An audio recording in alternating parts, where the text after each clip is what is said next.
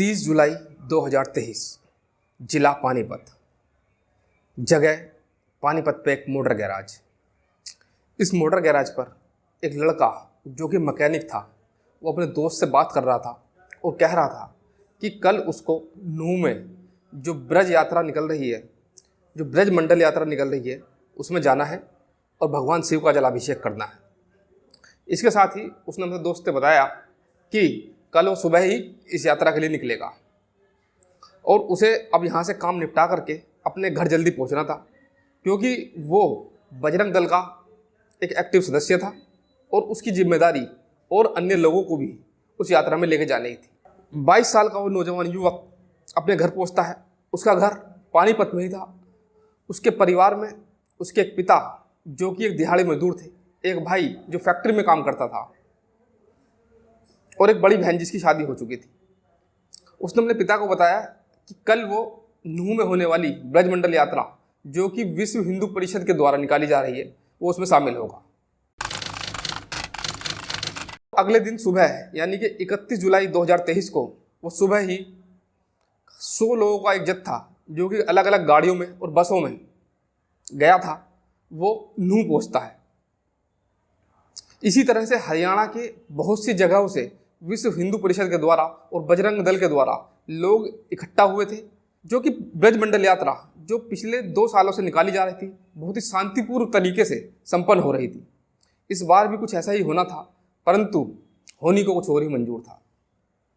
1 बजे ब्रजमंडल यात्रा शुरू होती है, जो कि नल्हड़ महादेव मंदिर से ये ब्रज यात्रा शुरू होती है और अभी ब्रज यात्रा जो थी 2-3 किलोमीटर भी आगे नहीं बढ़ पाई थी। यात्रा हर हर महादेव के नारों से गूंज रही थी। चारों तरफ खुशियां ही खुशियां थी, हर तरफ लोग हर्षोल्लास में थे। इसी दौरान की यात्रा 2-3 किलोमीटर आगे बढ़ी थी। यात्रा पर कुछ असामाजिक तत्वों के द्वारा हमला किया जाता है।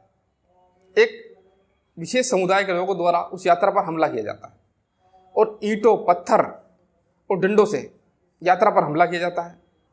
इसी दौरान वहाँ पर भगदड़ मच जाती है और इस यात्रा में करीब 2,500 से 3,000 लोग शामिल थे। तो यात्रा में महिलाएं और बच्चों की संख्या बहुत ज़्यादा थी, जिनको वहाँ पर पास के ही एक मंदिर में शिफ्ट किया जाता है, उन स्त्री और बच्चों को। और जितने भी पुरुष थे वो लोग एक एक करके उनको सबको अंदर किए जा रहे थे। जो लड़का अभिषेक था वो भी इसी काम में लगा हुआ था। वो जितनी भी महिलाएं थी, जितनी बच्चे थी, उनको मंदिर की तरफ शिफ्ट कर रहे थे, जिससे कि बच्चों और औरतों को नुकसान ना पहुँचे। जैसे ही औरतें और बच्चे अंदर पहुंचते हैं, बाहर गोली चलने की भी आवाज़ शुरू हो जाती है। चारों तरफ से बिल्कुल दहशत का माहौल था। इसी दौरान एक गोली जो अभिषेक लड़का था उसको लग जाती है। उसका चचेरा भाई महेश जो 31 साल का था वो भी उसके साथ था, परंतु वो चाहकर भी उसको उठा ना सका। ये तो केवल एक मामला था। इस तरह के उस दिन नूह में 15 मामले दर्ज हुए, जो कि 10 नूह के थाने में और 5 वहाँ के सदर थाने में दर्ज हुए।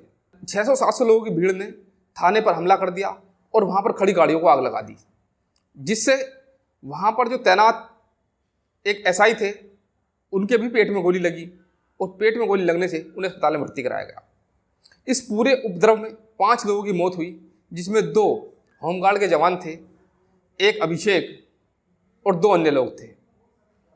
पर यह इतनी बड़ी घटना नूह में कैसे हुई? क्योंकि इस तरह की यात्राएं ये ब्रजमंडल जो यात्रा थी ये नूह में पहले भी हो चुकी थी। मेवात, जैसा कि जो नूह है ये मेवात में पड़ता है और मेवात जो है वो पूरा मुस्लिम बाहुल्य एरिया है। यहाँ पर 79% आबादी मुस्लिम्स की है।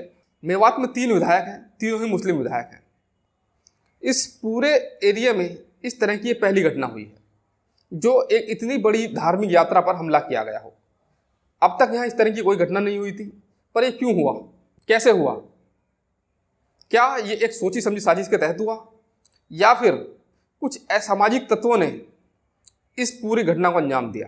30 जुलाई को ही एक वीडियो वायरल हो रहा था मेवात में। वो वीडियो था मोनू मानेसर का।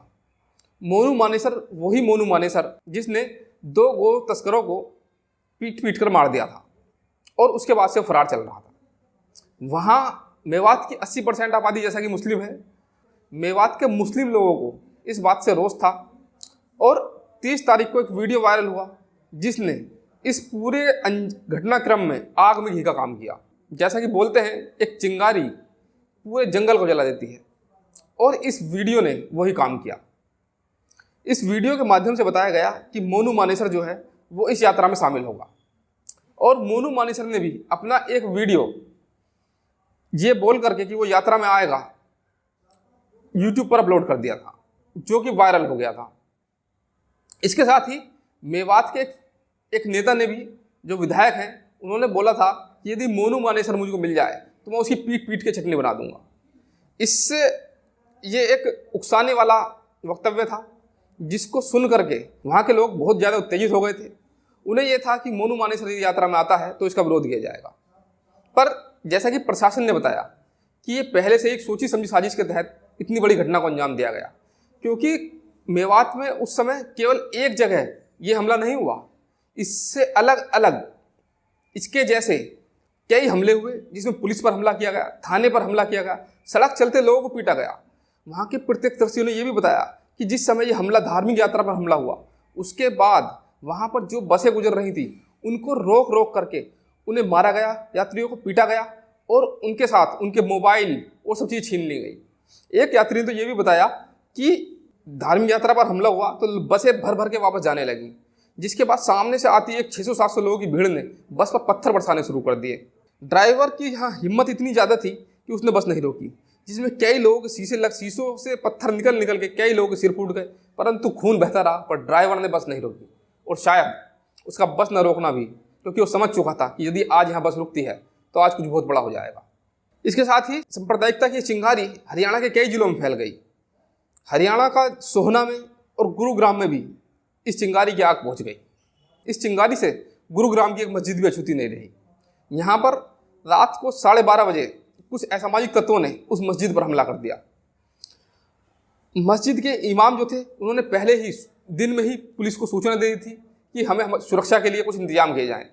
वहाँ की पुलिस ने भी ये वादा किया था कि मस्जिद को तनिक भी आँच नहीं आने देंगे, परंतु जिस समय रात को 12 बजे के आसपास असामाजिक तत्वों ने मस्जिद पर हमला किया, पुलिस के जवान वहाँ तैनात थे, परंतु भीड़ इतनी ज़्यादा थी कि वो कुछ ना कर पाए। वहाँ एक इमाम जो मोहम्मद साद था, एक नौजवान युवा था, 22 साल के इमाम को पीट पीट कर मौत के घाट उतार दिया। मोहम्मद साद बिहार का रहने वाला था। उनके भाई ने दिन में ही उन्हें फ़ोन करके समझाया था कि हरियाणा में इस समय हालात बहुत ख़राब हैं, आप तुम वहाँ से निकल आओ। और उनके भाई ने उन्हें एक टिकट भी बुक कर दिया था। उनका अगले दिन वहाँ से निकलने का प्रोग्राम था और उनकी ट्रेन बुक थी, परंतु होने को कुछ और ही मंजूर था। मोहम्मद साद नाम के इस इमाम को भीड़ ने, असामाजिक तत्वों ने मौत के घाट उतार दिया। अब इस पूरी घटना का जिम्मेदार कौन है? 15 इसमें FIR हुई नूह में। किन किन लोगों को पुलिस अभी गिरफ्तार कर रही है, देख रही है कि कौन कौन लोग इसमें शामिल हैं। इसके साथ ही जब ये इतनी बड़ी जो यात्रा थी, जिसमें 3,500-4,000 लोग शामिल थे, 6 महीने पहले ही VHP और बजरंग दल ने ये बता दिया था कि यहाँ पर यात्रा निकाली जाएगी। पुलिस ने इसे हल्के में क्यों लिया? इसकी सुरक्षा के पूरे इंतजाम क्यों नहीं किए गए? और इतनी बड़ी घटना जो नूह में होने वाली थी, वहाँ का लोकल इंटेलिजेंस क्या कर रहा था, जो ये बिल्कुल भी भाप नहीं पाया कि इस तरह से कई जगह हमले किए जाएंगे। कहीं ना कहीं पुलिस प्रशासन भी इसमें जिम्मेदार है। अब इस समय कई जिलों में इंटरनेट की व्यवस्था बंद कर दी गई है। अभी कर्फ्यू में भी कुछ छूट दी गई है। यदि पहले से कानून व्यवस्था दुरुस्त होती तो एक इतनी बड़ी घटना रुक सकती थी। आज की इस स्टोरी में इतना ही। फिर मिलेंगे। नमस्कार।